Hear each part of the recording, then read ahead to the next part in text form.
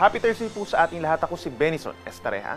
Meron muli tayong update regarding sa ating monitor na si Super Typhoon Leon with international name na Kongray as of 5 in the morning araw ng Thursday, huling araw po ng Oktubre. Patuloy na lumalapit yung sentro nitong si Bagyong Leon at huling namataan 100 kilometers na lamang po sa silangan, hilagang silangan ng bayan po ng Itbayat. Taglay na ang hangin na 195 kilometers per hour malapit dun sa kanyang mata at may pagbugso na hanggang 240 kilometers per hour. Ito naman ay kumikilos pahilagang kanluran sa bilis na 20 kilometers per hour. Yung kabuang lawak po nitong si Bagyong Leon ay nasa 1,200 kilometers across. So ibig sabihin po, malaking bahagi pa rin ng Northern Luzon at itong bahagi po ng Aurora magkakaroon pa rin ng malalakas na hangin. Habang kita po sa ating latest satellite animation, yung mga malalakas na mga paulan sa ilang bahagi pa po ng Central Luzon at dito rin po sa bahagi po ng Mimaropa. Habang base naman sa ating latest satellite animation, ay wala po tayong namamataan na panibagong weather disturbance na papasok ng ating bansa sa mga unang araw po ng Nobyembre. Base po sa pinakahuling track ng Pag-asa, inaasahang kikilos pa rin palapit dito sa may parte pong Batanes, ang sentro nitong si Bagyong Leon at kikilos pa rin pahilagang kanluran hanggang sa posible maglandfall na po dito po sa may area ng southeastern Taiwan. From there, simula po mamayang hapon hanggang gabi ay magsisimula ng humina ang nasabing bagyo at lalabas sa may western portion ng Taiwan pagsapit ng mamayang gabi at posible naman later this evening hanggang bukas ng madaling araw ay lalabas na rin po ito ng Philippine Area of Responsibility patungo dito sa may eastern portion of China. Inuulit natin, malawak po ang nasabing bagyo, so ibig sabihin kahit ito ay lumalayo na sa ating kalupahan mamaya pong tanghali ay posible pa rin makaranas ng mga pagbugso ng hangin lalo na itong extreme northern Luzon at itong mainland northern Luzon makakaranas pa rin po ng malalakas na hangin hanggang mamayang hapon. Sa ngayon po, nakataas pa rin ang tropical cyclone wind signal number 5 o yung pinakamalalakas na mga hangin na hanggang 195 kilometers per hour sa mga bayan po ng Itbayat and Basco sa Batanes. Habang meron naman tayong tropical cyclone wind signal number 4 sa natitirang bahagi pa ng Batanes. Signal number 3 naman dito sa mga isla ng Babuyan and Calayan, dito po sa Babuyan Group of Islands. Habang signal number 2 naman sa natitirang bahagi ng Cagayan, kabilang na ang rest of Babuyan Islands, malaking bahagi ng Isabela itong northern portions, mga bayan ng San Pablo, Macunacon, Palanan, and Divilacan, at mga probinsya rin ng Apayao and Ilocos Norte, signal number 2. Kapag meron tayong numbers 3, 4, and 5, delikado na po yung hangin, posible itong makasira ng mga pananim at puno, makasira din po ng mga estruktura na hindi lang yari dun sa kahoy, at makatumba rin po ng poste at mga linya ng kuryente.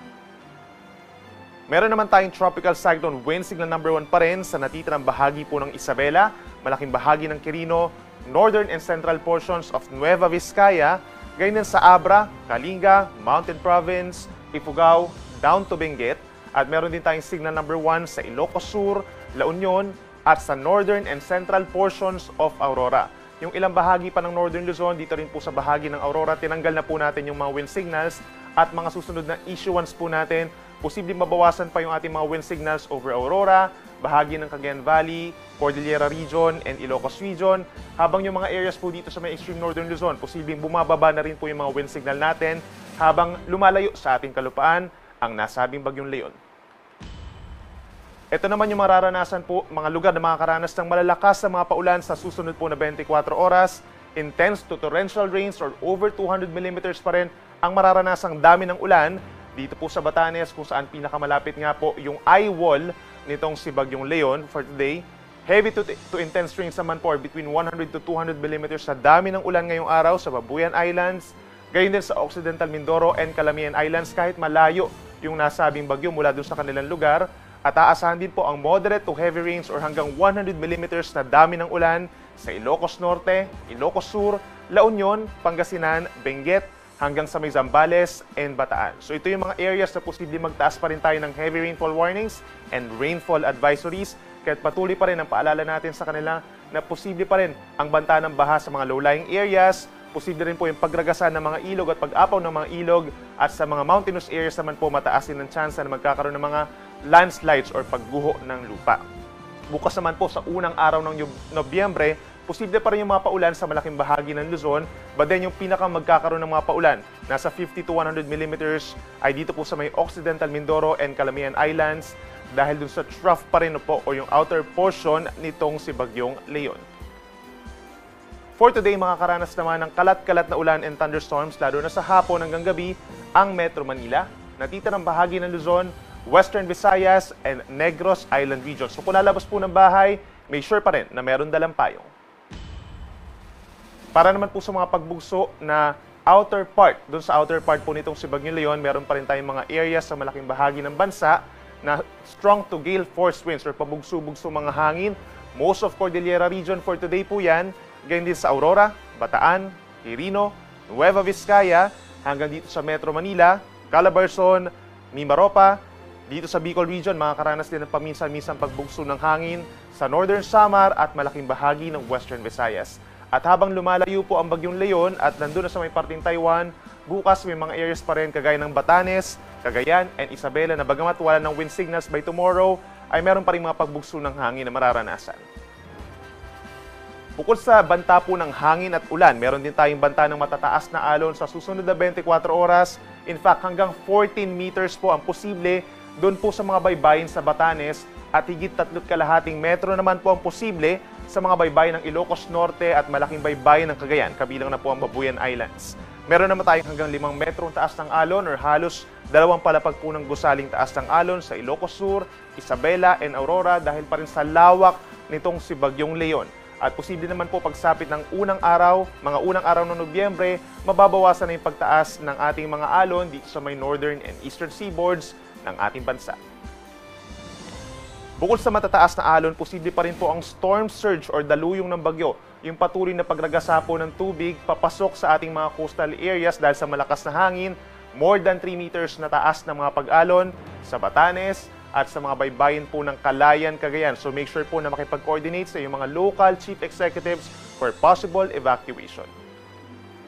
At para naman sa ating 3-day weather outlook, ngayong long weekend, kung saan meron tayong undas, asahan po natin by tomorrow, meron pa rin mga areas na magkakaroon ng kalat-kalat na ulan and thunderstorms. But then again, hindi na ito katulad ng mga pag-ulan. Kung dito sa Northern Luzon, mababawasan na po yung dami ng mga pag-ulan natin as compared for today.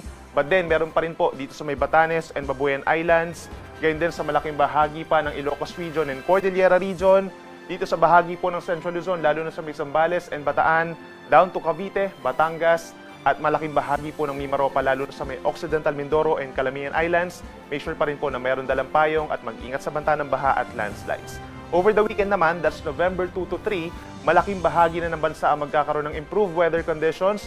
Magpapatuloy yung bahagyang maulap at madalas maaraw na panahon over Visayas and Mindanao at meron na lamang mga pulu-pulong ulan. Habang dito sa malaking bahagi ng Luzon, asahan ng bahagyang maulap hanggang maulap na kalangitan at meron din mga pulu-pulong mga paulan o pagkidlat pagkulog lalo sa dakong hapon hanggang gabi. At yan muna ang latest mula dito sa Weather Forecasting Center ng DOST Pagasa. Ako muli si Benison Estareja. Mag-ingat po tayo.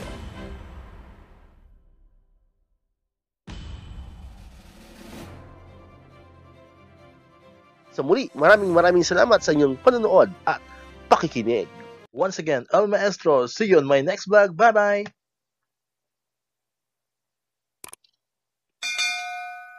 One, two, three, come on!